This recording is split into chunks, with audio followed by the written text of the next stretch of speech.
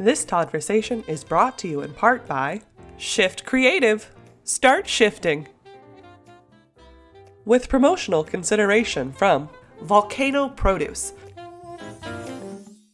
Hey everybody, how you doing today? I hope you're doing well. That's always my wish every morning. I wake up and hoping the world's doing good today. We need it. We need a lot of love in this world, and it all starts with ourselves, throwing out a little love to everybody. I think that's a good way to start. What do you think, Daniel? Not a bad way to start today. Spread a little love. I think it's worthwhile. It's a great way to start the day, especially with the great weather outside. No two ways about that, my brother. No two ways about that. I got an exciting show for you today. Got Daniel Bell coming on, who's the director of produce at Grocery Outlet. He's going to join us today. We're going to talk a little bit, not only about what's going on at Grocery Outlet, but we're going to talk about something that's coming up here in California that I'm not sure everybody knows about. If you don't know about it, well, Daniel and I are going to fill you in. You're going to get a birthday surprise today like you've never seen. We're going to talk about a bill that's passed, what's coming on here in California called SB 1383. And if you don't know what this is, trust me, you're going to want to know what this is. And Daniel, we'll get into it a little bit. But without any further ado, please welcome my guest, Daniel Bell, the director of produce at Grocery Outlet. Greetings, sir. Welcome. Thanks for hanging out today. Yeah, thanks for having me. I appreciate it. How's everybody doing today? You know what? It's a good day. It's a good day. We're standing up, talking to each other, right? Spreading a little love in the world. That's what I always say. Anytime you can get your feet on the floor. Yeah, thing. Absolutely, baby. Anytime that you can stand on your feet and feeling strong today, you got to love it. You got to love it.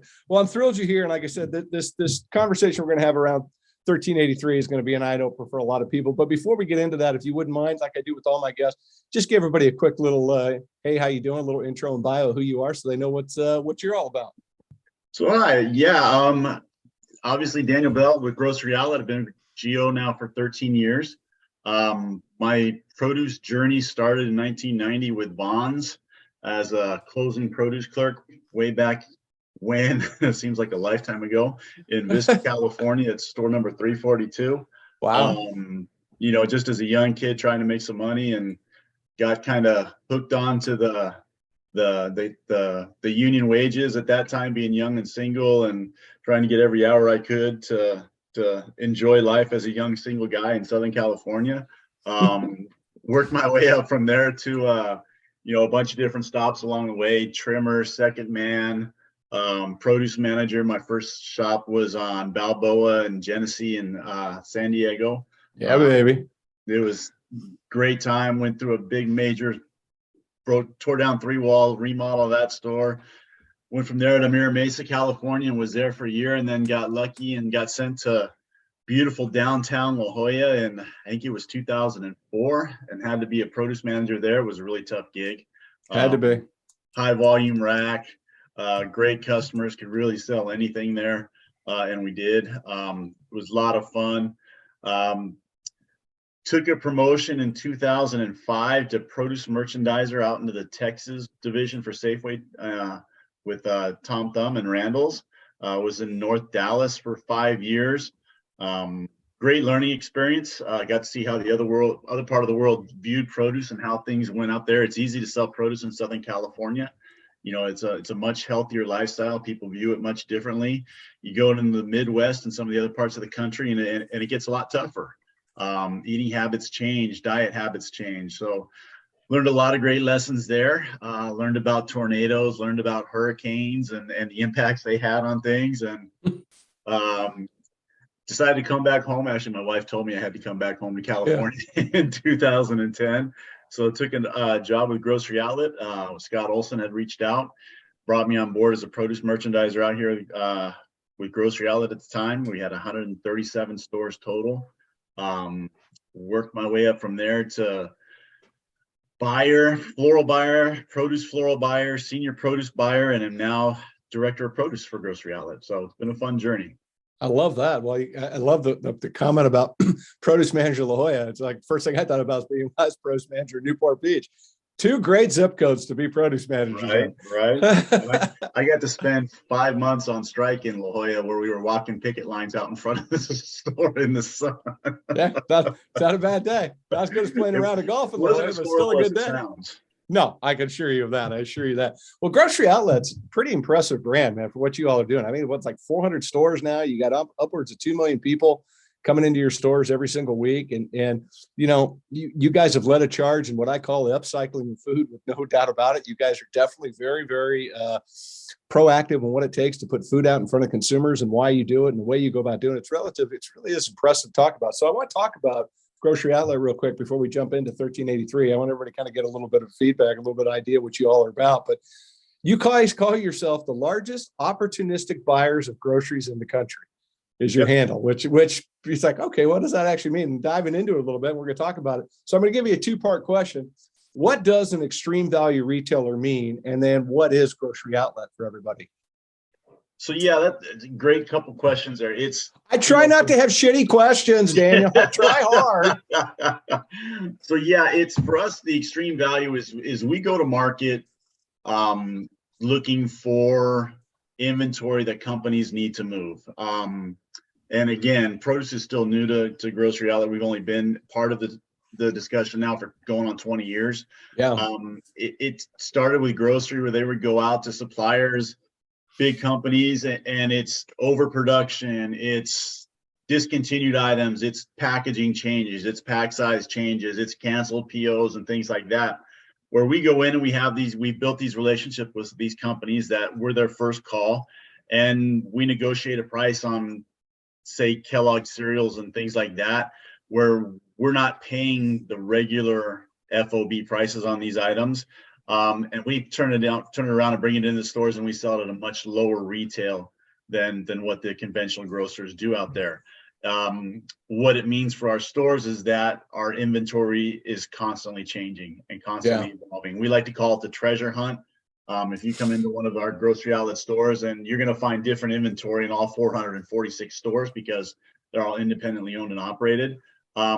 If you go in and you see it today, you better buy it today and buy whatever you think you're going to need, because chances are it won't be there tomorrow. Right. So, and it's built on years and years of relationships that our purchasing team has built up with these companies, by visiting them, by having them out to what we call our supplier conference, to paying them promptly. That's a big thing that gets overlooked in this world that we live in, is we pay promptly and fast. So we turn that product around for them quick, and we take inventory off their books, and they get paid fast for that inventory. So it's a definite bonus for them. They're not put on terms. They're not waiting 60, 90 days to get paid. They get paid promptly. So that's a big part of it. So it makes them want to come to us with these opportunities and these buys. Well, absolutely. And the fact that, I think that's really something incredibly commendable too, that you're paying folks fast, especially in some of the positions that these folks might be in. To your point about, we've got to make these changes, we've lost orders, whatever the case may be. A lot of times manufacturers are back against the wall. They're extended to a very high level. And to your, a 60, 90 day, the old adage, pay me in 90 days, whether you owe me or not, is not necessarily the best strategy.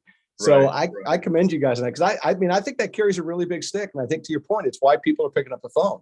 Well, yeah, it does. And you think about it, there's a lot of the big companies now don't have the flexibility to spin and move on a dime. And we at Geo do. We can change direction on anything. Berries are just starting to come on right now. We can pivot on berry pricing in a day and change pricing and go from that. For us, we don't have inventory booked. We don't have shelf space tied in with anything. So if someone comes to us and has 50 truckloads of cereal, we can make a great buy on that, get it in the stores right away, and we're not disrupting anything. So it makes it really clean for us. It makes it better for them, because they're not trying to find a home at other places that are going to give them pennies to the dollar, really, on a return for that product, or it's not going to sit around while they try to find a home for it. It gets it off their books right away and gets them paid right away. And that's a big piece of this business. Oh, it's a huge piece of the business, especially in the economy and the world in which we're living in today. You touched upon the fact that you have independent owners of your company, which is also incredibly unique in a lot of ways. And so you've got store owners now all around the country. You're actively, putting out stores. You can go on your websites like, hey, son, here's how, if you want to get information about how to get one of our stores, give us a shout, right? I mean, you guys are actively pursuing and opening up more real estate, no ways about it. How has that helped you guys? Because you have, because you have store owners all around the country, right? It's got to make you a stronger part of the local communities. And how have you played on that a little bit? Thanks for joining the Todd-versation. And now, a word from our sponsor. Thanks for listening to Todd-versations. This episode is sponsored by Shift Creative. Shift Creative brings a fresh approach to design and marketing. Shift's team of expert designers and strategists create content that connects and engages.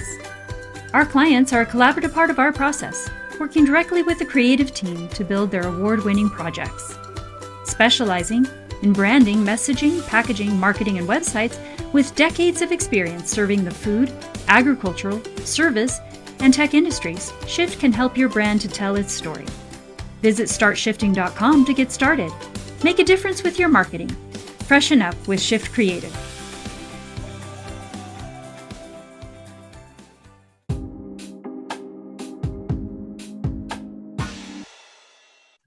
That's a big part of who we are, and part of what Grocery Outlet is all about is our operators live in the community their store is in. I like to use the analogy, it's a throwback to the old school neighborhood mom and pop grocery store that was on the corner with 446 stores buying power behind it. You know, that mom and pop retailer has gone away because they can't compete against the bigger stores and the retailers. But for us, they live in the neighborhoods. They know their neighborhoods. They're in the stores every day for hours and hours a day. Their husband and wife teams, their kids sometimes work in the stores when they're old enough. You know, they're going and supporting local charities. They're going out to local events, fundraisers, and things like that. So they're really deeply ingrained into the community. And that's how they're successful. And that's what makes this brand and this company so much fun to be a part of. 100%. I think there's something to be said when the owner of a business is inside their business. I really do. It doesn't matter what it is, any kind of business across the board. I just think that there becomes not only a level of service a high level of service generally, but I think it has something to do that's really powerfully culturally inside the organization as well, right? Because there is somebody you could walk into. There is somebody that owns, they've got all the keys. They own the place and they can have a vested interest. It's much different in a lot of ways than a corporate run store. And I'm not just picking on groceries itself, but it could be a shoe store, it could be anything along those lines. You have that disconnect. I think it's really powerful the way you guys have done that and continue to do that. Yeah, you think when you go into a store, if there's an issue or you want to talk to somebody, you ask for the manager, and somebody brings somebody up and they say, "Are you the manager?" No, I'm the owner. Mm-hmm. And that right there is a totally different interaction. And I'm not speaking to somebody that works for a huge corporation. I'm talking to the person that's actual owning this business, is tied into this business, makes their living, feeds their family, provides for their family here. So it's a much different and much more personal interaction. And I think that I think you see it in the check stands. I think you see it in the way people interact with their customers. It's just in this day and age of customer service kind of being a forgotten piece of this industry. No doubt. Think it's a great throwback to getting back to that.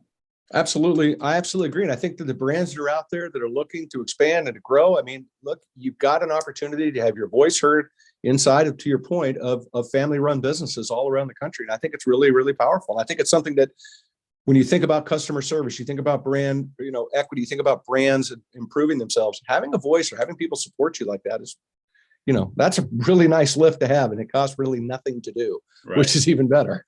Right. So from your perspective, though, what you've done, because of the way you guys are, right, because you are a value retailer, you are out, doing things a little differently than the most. How has retail changed with this economy and all the things that have happened? I'll throw it into 24 months. That might be too long of a window with all the changes we've gone through. So I'll let you run with it. Well, it's gotten really easy. It's gotten really hard, and it's kind of gone back to normal. So with COVID, it got easy because you could sell anything. I mean, people were just literally grabbing whatever you had. Which was great for everybody because it drove everybody's numbers to crazy places. Then you came to the hangover from the COVID piece of it, where you were comping those crazy numbers. And now we're kind of approaching back to, I think, a normalcy on the retail side of life. It's from where I'm at on the retail, how it's changed in the 30 plus years. You can see the overhead piece of the business weighing more and more on the everyday decisions that are made out there for the stores and how stores are run. Maybe it's just I understand it more than I did 32 years ago when I was just starting out as a produce clerk. But you can see how companies are going about how they're setting their stores up, how they're merchandising, how stores are cookie cutter done now. There's no individuality to these chains now. I mean, when I was a produce manager, I think one of my strengths was I bent my department to whatever the neighborhood I was in was. You know, I merchandised it to that. When I was in Mira Mesa, it was a go sell all the ad stuff and drive them into the department to try to find some other extra sales with it. I go to La Jolla and I could sell anything for any price. It didn't matter. So I think the efficiencies and how some of the big companies run their business because of how big they are and the way they set their stores up is effective for them in a lot of ways, but I think it's also very limiting. And I think that's our niche, and that's how we fit in with our owner operators in the neighborhoods that we go into. Is they get to adjust their inventory levels, they get to adjust what they carry, they get to adjust how they carry it, how they merchandise their stores. It's all up to them to do it around who their shoppers really are and what their shoppers tell them that they want. Yeah, I think that's correct again, but that's about being in the neighborhood, right? I mean, you can't cookie cutter one zip code to another, right? I think every neighborhood has personality, and I think it's great when stores represent that. There's no doubt. What do you think coming up now? Because we are dealing with what we've got. You know, the economy is what it is. What are your thoughts about the next 12 months when it comes to retail? More crazy? Are you going to have to get another rule book? We need scorecards. What do we need? I think this inflation thing has everybody scared. I think it has everybody kind of on their heels. You know, I think it's definitely, you know, from a perishable department standpoint, you're watching what you're doing. Again, we all want to try to gain market share. We all want to try to drive our numbers and drive traffic.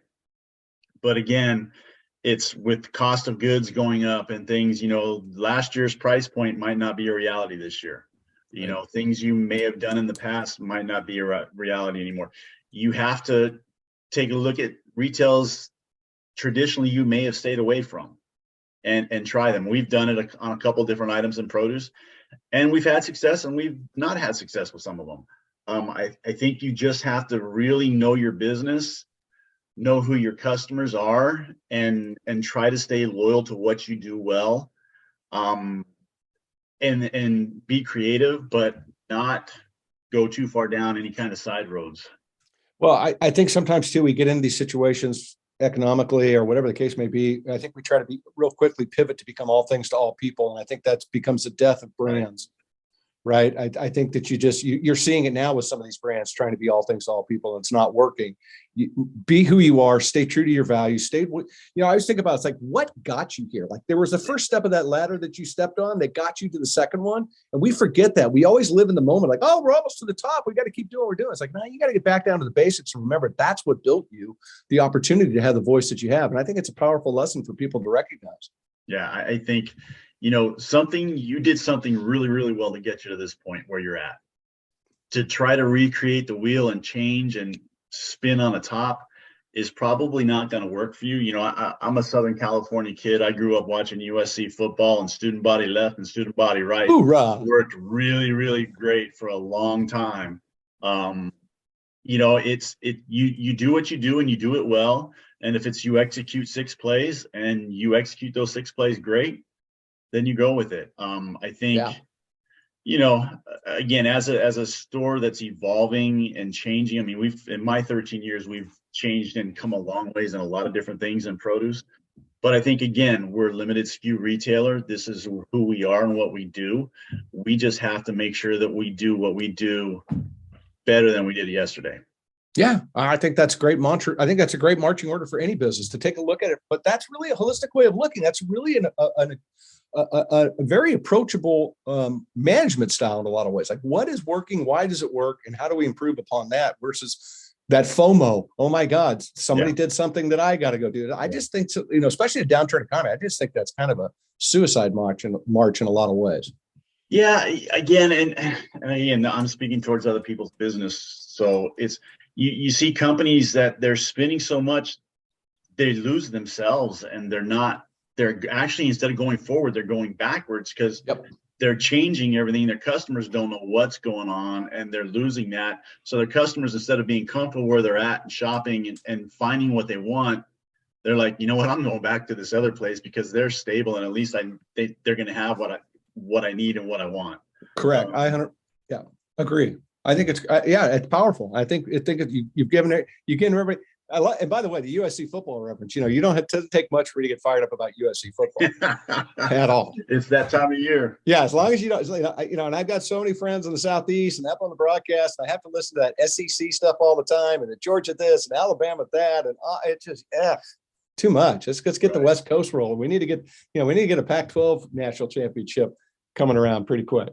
Hopefully SC is working on that right now. I hope so. All right. We digress from that. I could talk about SC football all night. I love it. Let's switch gears. Now we kind of frame this up a little bit. Let's switch gears and talk about this 1383 that's coming out here in California that people need to know about. And bottom line issue, folks, if you're a food manufacturer in this country, or really anywhere, doesn't matter if you're living in California, growing in California, this is going to affect you. And I want to share with everybody a little frame up, and then Daniel and I are going to talk about it a little bit, just kind of give everybody a little something to digest and to think about. So California SB 1383 is a bill that sets goals to reduce the disposal of organic waste in landfills, including edible food. The bill's purpose is to try to reduce greenhouse gas emissions such as methane, and also address food insecurity in California. So the law requires that statewide 20% of the edible food that would otherwise be disposed of in the garbage or composted will be recovered now for human consumption by 2025. Now, with that being said, I'm going to lean into this and I'll take the hate mail. This is just kind of like the electric car idea, right? It is a fantastic idea. I love it. It's great. And we have no idea what we're asking the world to do on behalf of this. So Dan and I are going to tackle this a little bit so everybody gets their mind around it. So Dan, I'm going to go with you. First question, man, what is your reaction to this? Well, you're talking to someone that drives a Chevy Silverado with 8 cylinders that drinks gas like it's nobody's business. So good analogy. I think it's a noble cause, like we talked about last week. I think it's a noble idea. My fears on this, and again, coming from a company like we do, where we have 446 different independent operators and 240 in California, is how is it going to impact them? What is it going to do to their cost of business and operating business in a state that's already extremely difficult to be profitable and operate a business in? Yeah. I think there's one great fix to all this. I think there's one easy solution to all of this that nobody has kicked tires on, that Gavin Newsom talked about in 2008 when he was running for office, and there's enough food in California to feed everybody. We need to make it affordable.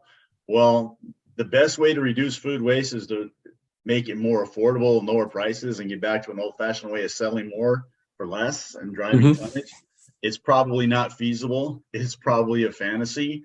But at this point, the more cost that we add into doing business every day for businesses and stores and farmers and growers, the higher those retails go, the further we drop that middle to low income family down in the pecking order of how far mom's $20 go to feed their family, and the harder we make it on them. So are we driving that wedge bigger, farther, and deeper into the problem?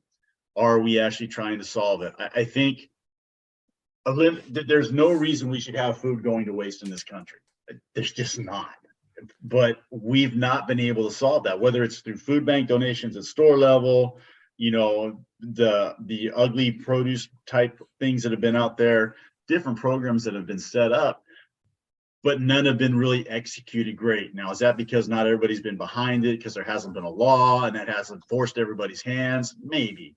But I think at the end of the day, when government gets involved and does these things become more convoluted, things become more expensive, things become harder for the farmers to be profitable and make money and to operate. They ultimately have to pass that cost on to the wholesalers and the retailers, who ultimately have to pass that cost on to the customers. So it's going to be a challenge. It's going to be a challenge. Yeah. Well, look, food waste is a huge problem in this country. And the easiest stat that I think put in perspective of food waste, it's the equivalent of every single American, young and old, throwing away 650 apples a piece. That's the food waste problem in this country. It is a very big problem. That is not a number you can put on your phone and type in, 333 million by 650, you're going to have to turn the phone sideways if you want to try to get all those numbers to come up, because it's a very, very large number. So I love the effort of what we're trying to get accomplished here. But when you think about it from the food manufacturer standpoint of what's going to be going on, a couple things that come to mind. Obviously, you all at retail are going to have to figure out how to make that food travel on to help feed people that are hungry. Love it. Again, love it. But here's some of the scenarios or some of the things I throw out and some of the thoughts that I have. One of which, where's the food safety liability now go? Who owns that food safety liability at that point? Logistics, right, is going to be an issue. How you're going to do it, right? How are you going to do it from the store level to get it back to a central distribution? You have people pick it up the back door. How does that work? How does your labor issue going to work in that? And then really the industry, the thing that I think everybody needs to recognize is you all going to be changing your pack sizes pretty quick to accommodate shrink, right? Because if you're buying a box of 24 count something that you shrink out hard, are you going to be going to an 8 count, driving more packaging into the equation, all these other things? So I say all that to throw back at you. And I guess my question to you is, kind of what we talked about, what's the industry need to be thinking about, but how's that going to change your go-to-market strategy a little bit? Well, I think it goes all the way through it. I mean, you talk about, how does a store reduce shrink? Okay, well, great. More to the point about, okay, so we have to a store, and I'll use our stores as an example, have to take the food that's unsellable, they donate it to a food bank. Okay, well, worst case scenario, somebody gets sick. You talked about the food safety part of it. Who does that now fall back onto? Right. And how is it traceable? If it's taken out of a package and passed on, where's the traceability in that? Whose insurance and liability at that point is this on? Is it on the state, or is it on the agency you take it to? Is it on the retailer? How does that play out? As far as pack sizes and everything, I mean, if we get into that, and it's always been one of my biggest peeves in this industry is the word shrink is the most overused word in our industry. Because you have to have good shrink. There is such a thing as good shrink in produce. When we start thinking with that, and we start reducing pack sizes and display sizes, and we start limiting what the shoppers can buy and what their selections are, if you're a retailer and you're selling X, your forecast is for Y, and all of a sudden the weather breaks, it's great weather, and you get hit, you're out of business at 3 o'clock. And we've all been in stores that have been out of business at 3 o'clock. Yeah. That helps nobody, Yeah. I think that there's a lot of details that are going to have to come out of this, how this is going to be enforced, what the expectations are as far as the food safety part of it, before we go too much further down the road with it. And it scares me to death. Thanks for joining the Todd-versation. And now, a word from our sponsor. Thanks for listening to Todd-versations. This episode is sponsored by Shift Creative. Shift Creative brings a fresh approach to design and marketing. Shift's team of expert designers and strategists create content that connects and engages. Our clients are a collaborative part of our process, working directly with the creative team to build their award-winning projects. Specializing in branding, messaging, packaging, marketing, and websites with decades of experience serving the food, agricultural, service, and tech industries, Shift can help your brand to tell its story. Visit startshifting.com to get started. Make a difference with your marketing. Freshen up with Shift Creative.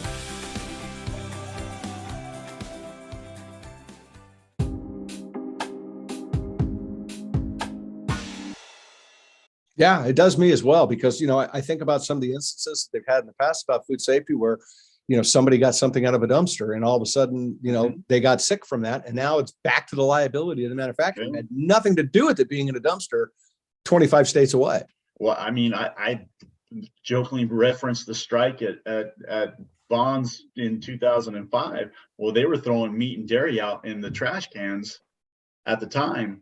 And we got in trouble for that because you couldn't throw it out there because people were taking it out of the trash cans. Yeah. So they had to stop doing that. So, I mean, it's the food safety piece of this is got to be huge, because again, you're taking food that's either out of code, well past freshness, was dying when it was harvested, and you're having to take it to someplace. So it has to stay in cold chain the whole time it's going somewhere, and how it's being handled. Now, nobody, as far as a food bank, is set up to handle that kind of volume and maintain that kind of cold chain. I mean, are they just going to take it onto a reefer, drop boxes off at people's houses and deliver? I mean, there's got to be some kind of transfer point, and working out all those details and how to maintain that, from the farm, as far as the off spec type items and things like that. That's easy. Those guys, they can donate that to food banks and bins and things like that. But as far as the retailer piece of that equation goes, there's a lot of steps in between all that to make that happen and make it feasible and make it work, that save the time and effort, subsidize the retailers, give them some tax breaks so they can sell produce cheaper and make it easier so mom can buy more, feed her kids healthier, and reduce shrink that way. Well, there wouldn't, look, at the end of the day, being able to increase consumption is what everybody's goal is. And I don't know, and I worry about this is negatively impacting consumption. I really do, because to the point of what we talk about food safety, somebody gets sick from, XYZ, whatever it is. And it's just not fruit and veg like either, right? It's going to be across the entire store. Yeah. So it's going to be dairy. It's going to be cheeses. It's going to be meat. It's going to be fish. It's going to be a lot. And again, back to the whole concept, I think it's a really good thing, but you start getting people sick because of this, it's going to drastically affect consumption across the board. And I just, I go back, I made fun of the California car thing, right? It's like, we got to go get electric cars. We can't plug them in at the same time, but we got to have them.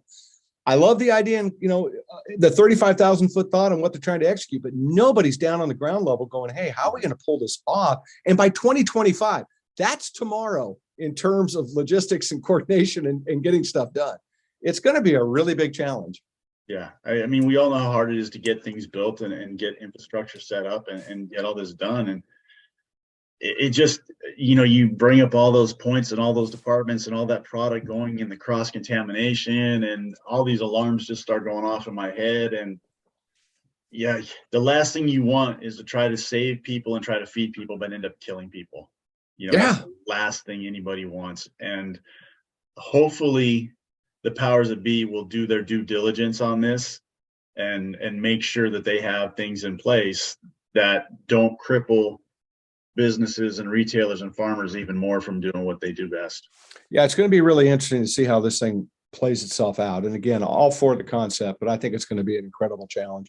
Well, thanks for kind of diving into this a little bit with me, because I think it's an incredibly important topic that people kind of recognize, because it's going to affect somebody growing apples in Yakima as much as somebody growing a carrot in Michigan, as somebody doing a blueberry in North Carolina that may come this direction. It is going to be something that we all have to be cognizant of, and we need to start talking about. And I don't see the industry doing it. So I'm glad we have a little time to kind of get everybody's heads wrapped around it a little bit and see what kind of reactions we get when we drop the broadcast and see what folks are saying. As we wind down our time a little bit today, tell me what's exciting coming up for the rest of the year for you. And besides having to figure out how to do, figure out how you're going to fit 1383, what that's going to mean. I think, for me, and that's always been the beauty about produce, and that's what got me hooked on it so many years ago, is it's constantly changing. It's a new battle every day. It's Mother Nature. For everything she takes away, she gives you something else. And trying to spin on that and trying to think your way through that. I mean, we just went, months without strawberries at decent supply. And now all of a sudden Mother Nature's cooperated. Strawberries are coming on. Now we can get after it and be aggressive and have some fun with things. I think the year lines up. Water is not an issue anymore, so we don't have to think about that so much anymore. Obviously, most of what this year is going to be is already in the ground and done. But for next year, I think the opportunities are going to be fantastic. I think it's just the fun that summer always brings to a produce guy. That's a career produce guy. I always wait for it. I mean, you always know it starts off with apricots, then it goes into cherries, and you get Mexican grapes, and then you're full on into it, and you're just having it's really a great time to be a produce guy. Well, it's fun because then the cherry on the Sundays, you get to Thanksgiving, right? You go through the fall, bam. Yep. Yeah. And then I agree. There's, the FPFC event here this Thursday is always great. Get to see all the folks down there. And there's some other industry things. You got the OPS coming up in May, the West Coast Expo, and then obviously the IFPA coming in October is back in Anaheim this year. So excited. I don't have to fly cross country for that one this year. Yeah, no doubt. Road trip. But yeah, I mean, it's always fun. I mean, just the way this industry changes, adapts, and makes things work. I mean, we get thrown curveballs every year. We get knocked off the plate every year, and we always get right back in the box, dig our feet in, and figure out some way to get that runner in from second base. And it's just that's what got me hooked on this business, and that's what's kept me in this business all this time. Is just the ability to be creative and to think your way around things and to have a lot of fun when you're doing it. Yeah, no doubt, brother. That's good advice right there. That's all. We can end on that. I'm good. I wrap that up right there on that. I appreciate you, man. Yeah, absolutely. Well, I appreciate you being here today. I appreciate you hanging out and sharing a little bit and giving some people some insight, not only about what Grocery Outlet's about, because I think it's a really interesting chain for people to pay attention to if they don't, and especially the fact that you're 440 something stores in, you're around the country, family owned and operated around the country, which is pretty cool to talk about. So I appreciate you being here. And then obviously, thanks for talking about SB 1383. And again, if you don't know, you need to know, because you're going to have to figure out how to plug that in too. Coming to your backyard sooner than you think. Yeah, no, coming to a meeting in your office very soon. That's what that is. Coming to a meeting near you. But I appreciate you being here, brother. I really do. Thank you. Thanks, man. Appreciate it. We'll see you. Absolutely. Yeah, brother. Thanks everybody for being here. We appreciate you. Take care of each other. Remember, like I always tell you, go inspire somebody. It's incredibly important. Saying hello to somebody can make their day. It's not a bad way to go through life, inspiring people. Give it a shot. I guarantee you'll get hooked on it. Thanks for being here. Thanks for listening. Don't forget to check us out on social media, TLC_Todd-versation. You know why I'm on social media, Daniel? Because everything on social media is a fact. You look good on camera. Well, that's true too, but that's besides the point. That's a whole separate conversation. But everything on social media is real. I've come to realize that there's nobody on social media that tells a lie. Can you believe that? Never lies. The internet never lies. I agree with that. It's unbelievable. Anyways, thanks for being here, everybody. Take care. We'll talk to you soon. Thanks, everybody. God bless. Have a good day.